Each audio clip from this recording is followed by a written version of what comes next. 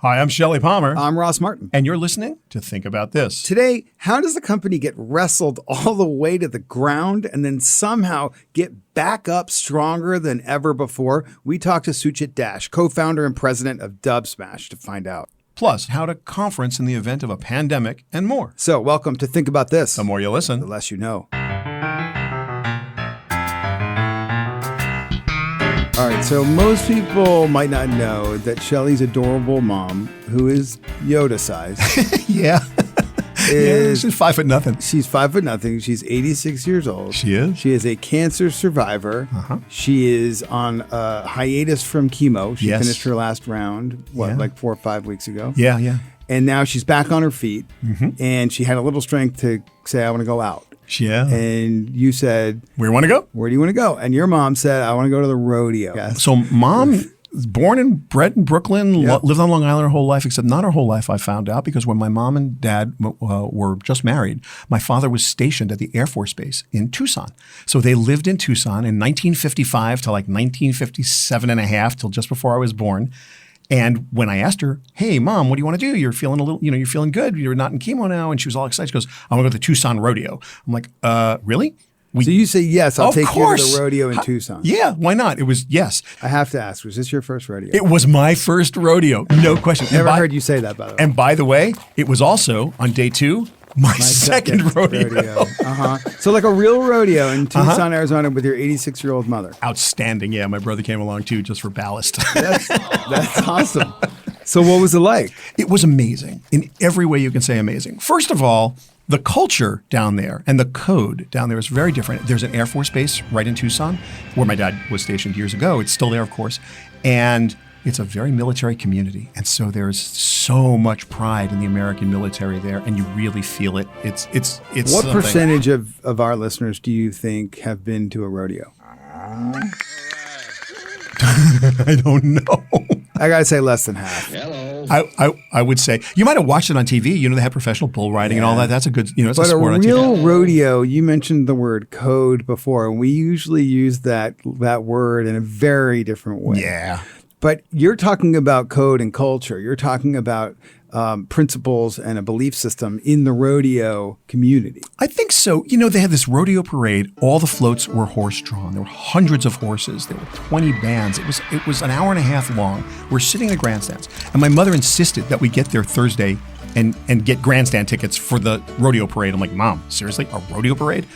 Ross, I got to tell you something. This was out of control. And I actually posted on Facebook, everybody had different categories, the antique coach category, and all the floats had all kinds of categories. One of the coach categories was a horse-drawn hearse. And they had it was with glass sides. What's and in the coffin. hearse? Well, there was a coffin in the hearse. I hope there was nobody in it, but it had glass sides. It was an antique, that is really weird. From mid 19th century. There was crazy stuff, and then the old stage coaches that they used to cross the country with. There's a lot of stuff that you had never seen in person before and didn't quite understand how it fit in. Exactly right. But you knew that they all got it. Everybody there got it, and it was really, really awesome to be in this other world. And then the rodeo thing itself is complete. Imagine NASCAR with horses, only crazier. I've been in a race car around a track at about 2/3 to 3/4 the speed that a real race driver would drive the car. And you can almost control it. You can control it. Almost. And I got to tell you, that makes you have some respect for people who drive NASCAR and drive Formula One in a way that you wouldn't if you didn't sit in the car. Yeah, but a fucking bull. There's no version of the universe where you want to be anywhere near these animals. These guys are unbelievable. Did anybody get hurt? Not that you mean a couple guys limped off. Who were you rooting for? I was kind of rooting. By the way, all seriousness, by the time the second day came around, I knew some riders' names. I had seen they were jockeying for position. There were a bunch of different events. So I was kind of rooting for people, but the animals always win. What do you mean? Well, because you can stay on a bull for 8 seconds, but at some point you're going to the ground. You're not going to hang on to this. This is it's 1 in 20 riders that doesn't get thrown off one of these animals. The animals have no interest in having you on their back. I think this is the perfect metaphor and segue for today's episode. Because if you are a social media platform, and I don't care which one, yep, eventually you're going to get wrestled to the ground. No question. You're going down. Yes. The question is, will you ever get back up? And getting back up is so much about character, code, and culture. So today on our episode, we've got Suchit Dash. He's the president and one of the co-founders of Dubsmash, which definitely hit the ground hard. Absolutely. In like 2017. And in that year, 2017, Suchit and the leadership of Dubsmash, they fired almost everybody on their team, like 35 people, and they decided to start over again. They already had millions of followers, but something wasn't working. They were going down fast and hard, and they knew they were going to have to find a way to get back up. I got to tell you, like, I have been wanting to hear this story because it's reported about a little bit over the last few weeks, but when we interview someone like Suchit, they actually tell the real story of what happened. So we're going to get to hear that next. Shelly, have you noticed that I seem fresher, more awake and alive lately? And you have that amazing sort of glow. I'm glowing look to you. Yeah, you want to know why? Okay, tell me why. Because I use purple. Really? Yeah, not the color, the mattress. The mattress. And here's the thing. I genuinely have a hard time falling asleep at night because I can just hear your voice too loud in my head. It's hard to fall asleep. Ross, and then we have subjects we must talk about. Yeah, and then I wake up sweaty and full of anxiety because we have to do another podcast episode the next day. But I now have a purple mattress. It's the best mattress I've ever had in my life. You do look very well rested. I will say that. A purple material feels unique because it's both firm and soft at the same time, just like you, Shelly.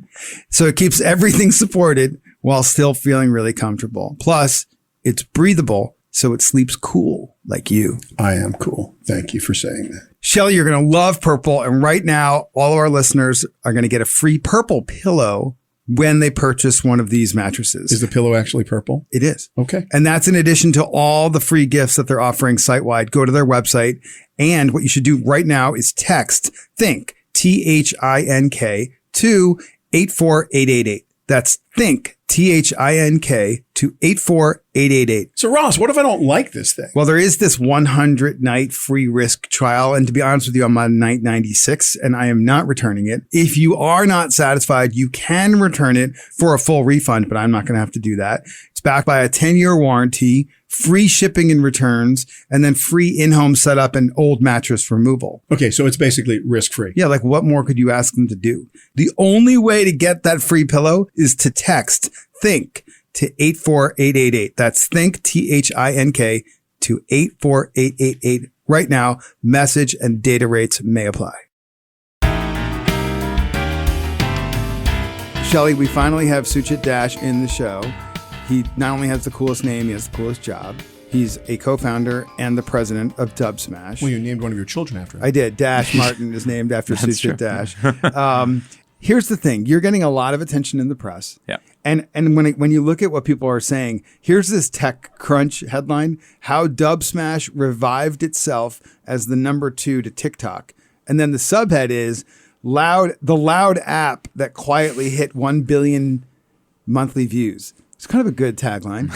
But when you look at some of the other press, they talk about what happened with you guys in 2016 and 2017. Totally. And this is an incredible quote.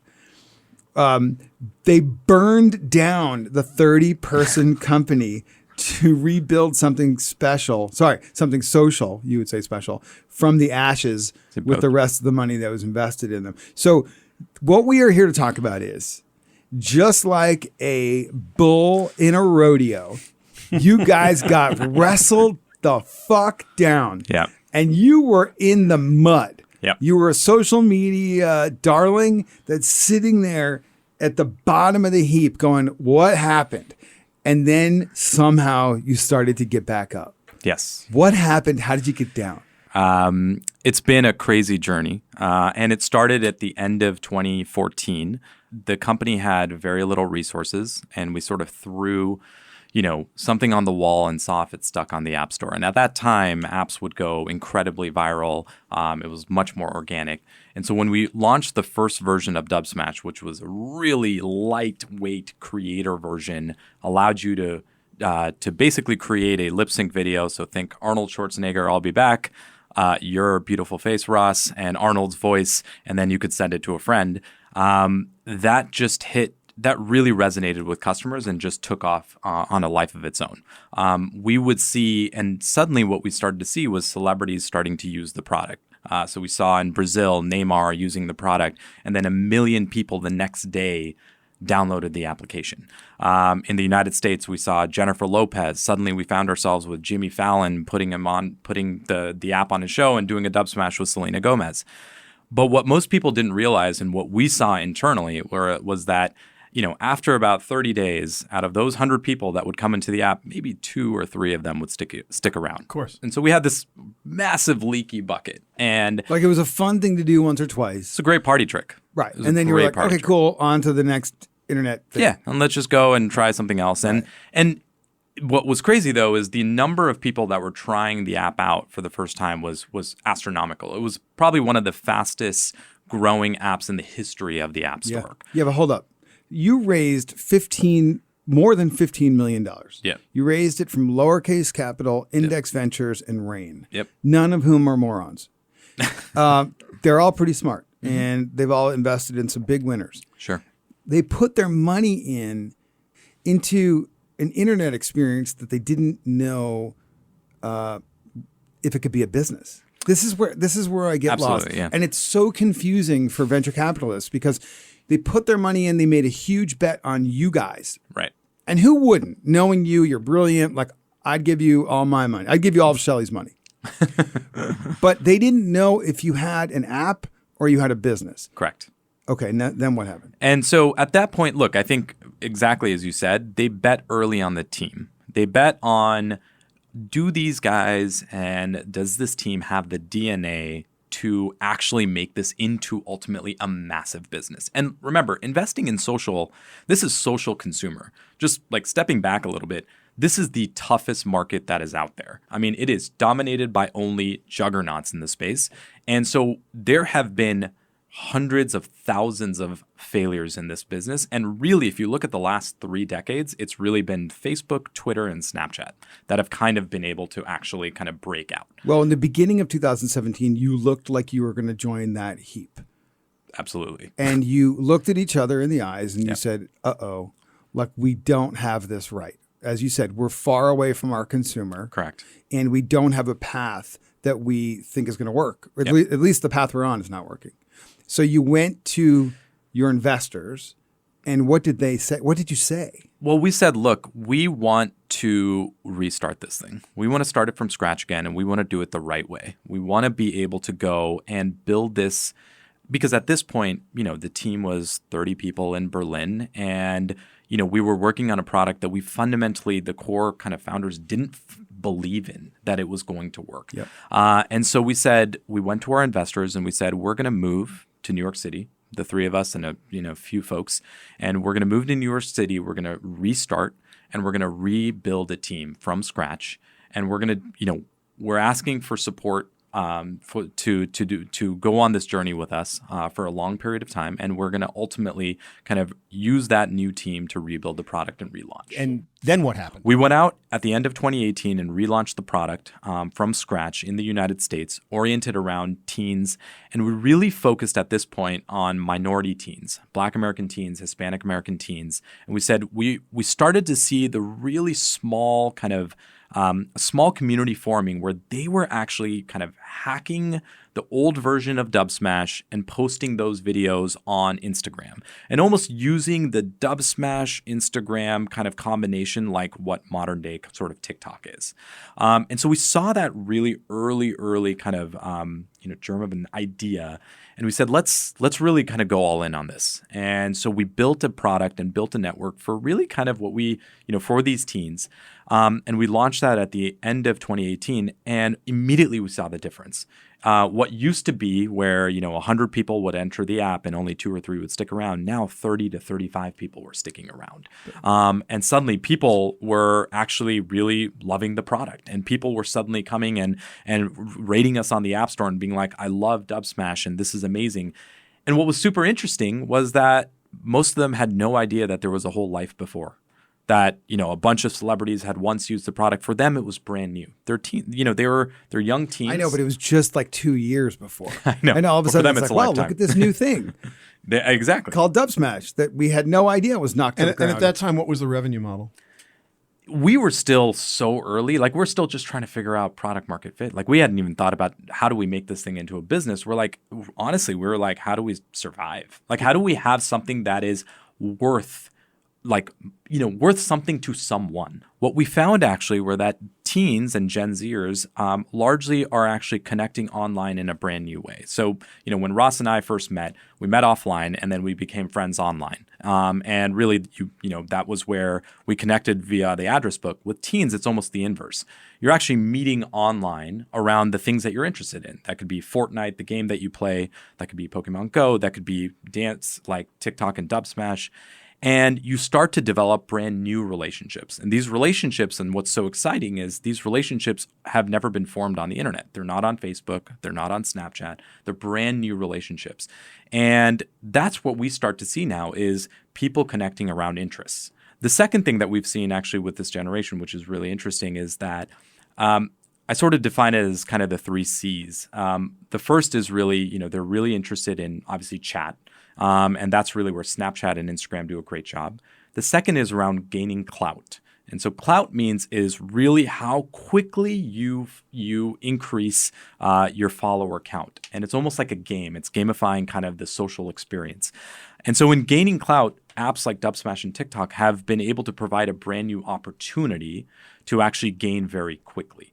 And the third is cash. You want to convert that clout into cash. And really the only player today that allows you to do that is really YouTube, where you can actually take your video creation and earn revenue from that.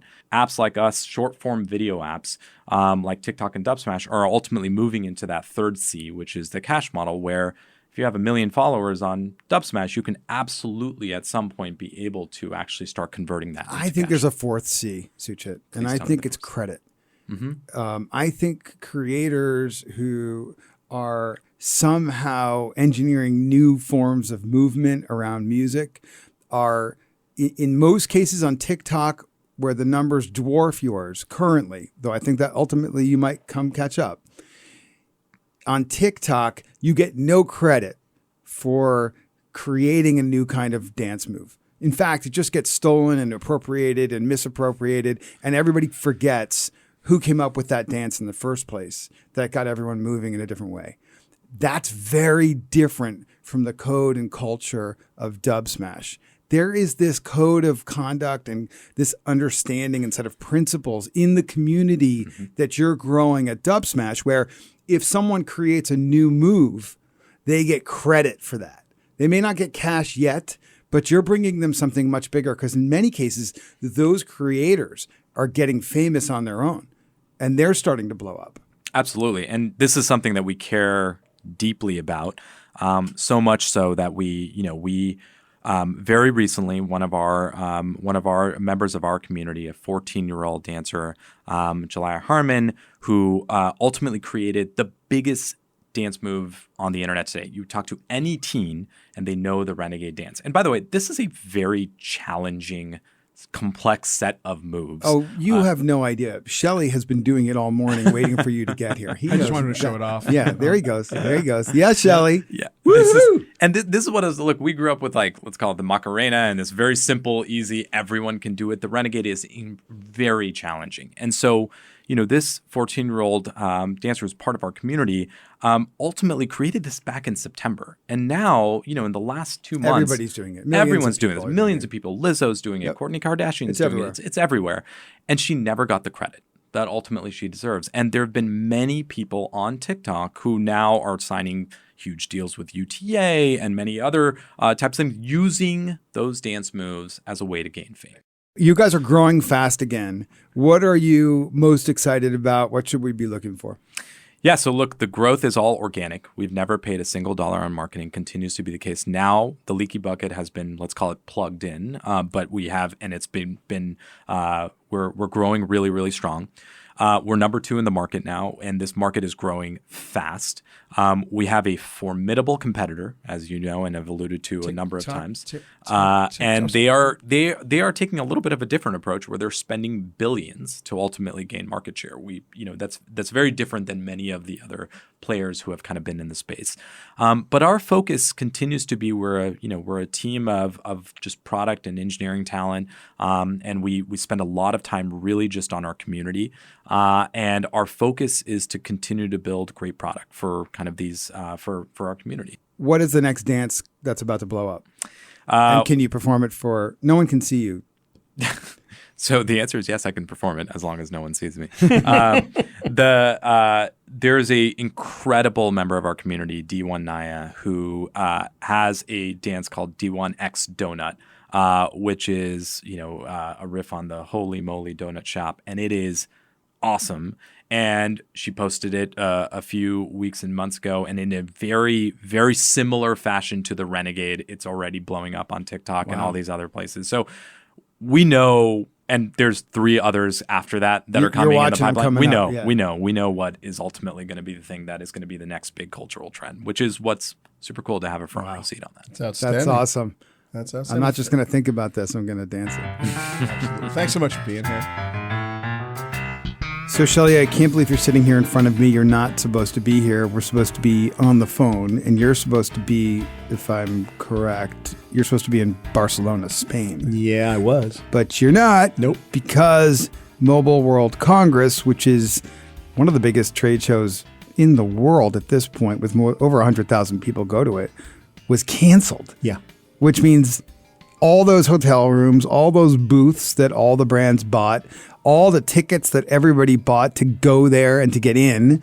I mean, this is a gazillion dollars down the tube because coronavirus. Yeah, it was coronavirus. And, interestingly, the Spanish government didn't declare a health emergency. And so none of the insurance things that kick in when you declare a health emergency kicked in. So it was very financially So everybody who devastating. bought a ticket and all the brands who supported are just shit out of luck. You can't get your money back. I think that obviously some of that's going to get worked out. But John Hoffman, who runs GSMA, which puts on Mobile World Congress, I think did a courageous and important thing.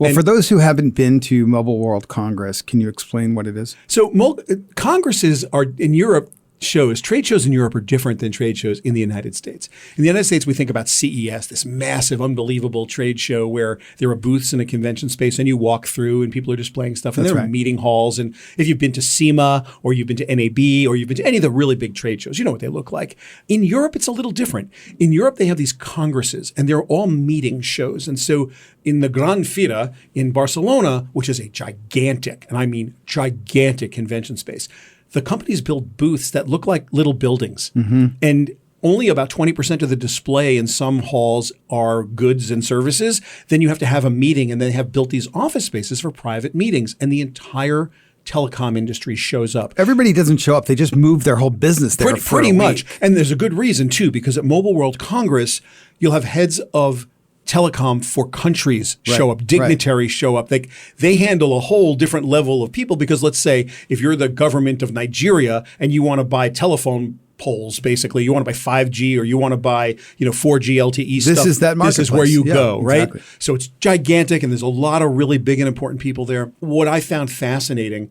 is that they were able to just say, look, the public safety is more important. You got to give these guys some credit. That took a lot. Well, what I found fascinating was the response of the technology community to your newsletter, because you reached out and you said, okay, well, I guess we're not all going to Barcelona this year because it's canceled. Yep.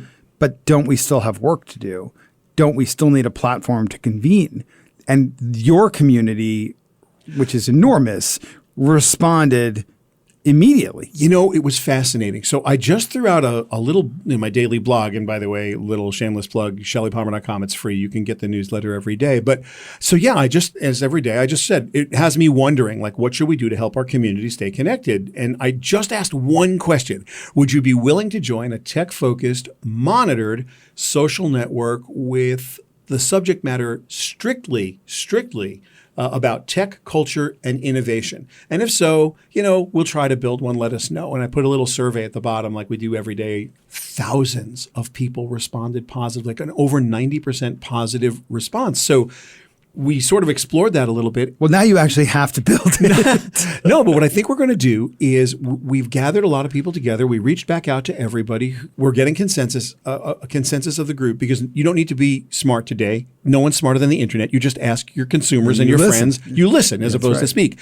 So we heard everybody loud and clear. They don't want advertising. They want to be able to communicate. They want it to be able to integrate into the platforms they already use, not like have to go to someplace. Like if you use WhatsApp, you want to be able to see this information on WhatsApp. If you use Facebook, or you use LinkedIn, or you use Salesforce, or you use HubSpot, whatever you use, that's what they want to get their info on. So we're going to build a platform and a prototype and to try to bring the community together. And I'm really excited about it.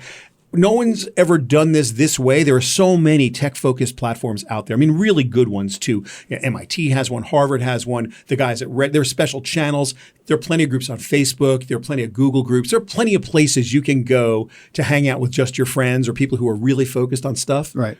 But this is going to be sort of what you and I do, Ross, which is like business, culture, tech, and innovation all in one place. Well, it's interesting to me because this is an opportunity that emerged from a crisis. Yeah.